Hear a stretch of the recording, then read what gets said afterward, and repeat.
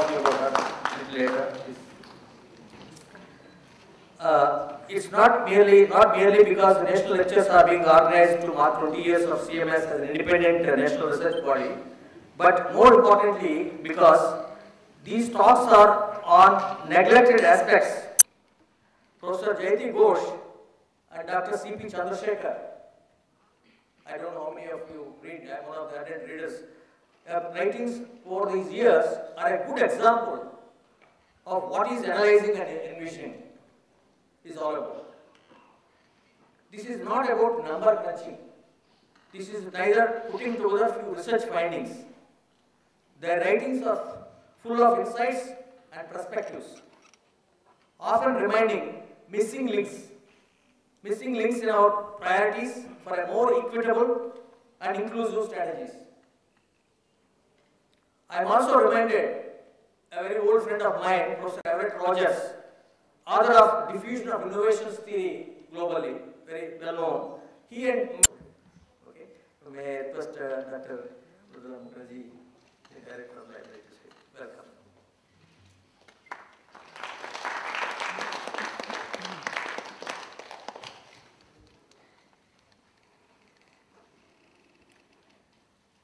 Professor K.Srinath, Reddy, Dr. Master Rao, Professor Jayati Ghosh, Vasanti and Flame, distinguished guests, representatives of the media and friends. It gives me great pleasure to welcome you all here this evening to the first lecture in the series on analyzing and envisioning India, jointly organized by the Center for Media Studies and the Nehru Memorial Museum and Library.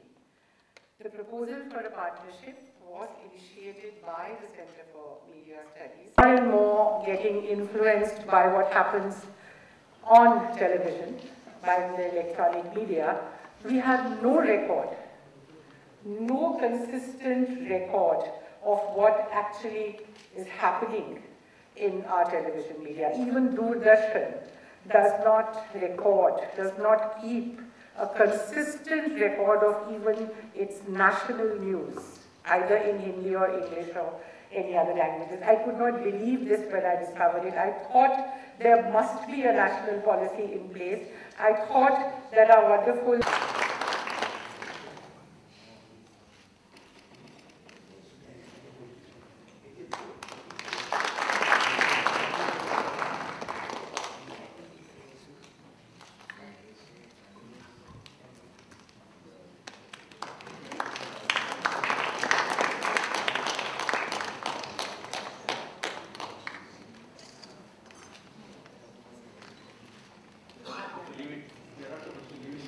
Vasanti should have come here.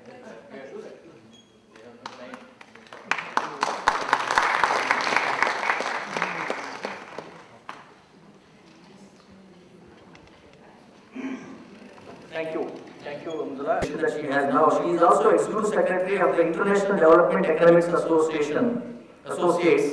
a network of economists critical of the mainstream economic paradigm of neoliberalism. I think this is a very important task she has. She was the principal author of the West Bengal Human Development Report, as I mentioned earlier, which has received the UNDP Prize for Excellence in Analysis for its analysis. J.T. Ghosh writes a regular column, some people have told me before, that fortnightly in Magazine, Frontline, and Mint, and many other places. And she was a member of the National Knowledge Commission earlier, and many other assignments, very interesting assignments, including for the suicides of farmers in Andhra Pradesh. She headed a committee. So with these brief remarks, I would like to request Dr. J.T. Ghosh to chair the session and invite Dr. Talking about this from the journey coming here, that even things which are perhaps not part of one's own sphere and therefore seem to be functioning in some kind of a way, they seem to be somehow chugging along, doing all right. The minute you start delving into that area, it could be anything. It could be higher education, it could be, public health, it could be private health, it could be any area at all in India. The minute you start delving into it, you discover a complete cesspool of disaster. There are all kinds of things going on. There's a big mess. There's all kinds of corruption, inefficiency, etc., etc. Nonetheless, I believe, despite everything, things are somehow managing, and in many areas things are getting better. How does this happen? I think it happens because we're an extraordinary society. We generate all kinds of really terrible things, and we also generate people like Dr. Reddy, who are not just holistic Renaissance people, but who have a sense of commitment and a sense of optimism, and perhaps a sense that, yes, you can still do things, despite all the many difficulties in the way, despite the huge burden of history, despite... Distinguished an audience would be indeed a disservice to them as well. Nevertheless, health certainly requires far greater attention, and my endeavor this evening would be to try and attract your attention to some of the key issues related to health in India, particularly in the context of India's development, and try and engage your active participation as informed advocates for bringing about change in an area which certainly requires a great deal of change. Firstly, in the context of this lecture, why do we need to talk about health in the context of India's future? Because I've been challenged leadership and participation, nor are we going to see accountability of the delivery system. Then, drugs. 65% of our hospitalized expenditure is on drugs. Essential medicines, and that's in hospital. For outpatient, it's probably about 74%. So if drugs are going to be the main component of health expenditure, and if drugs are not being provided through the public system, the people will have to purchase it. That's going to be a major drain.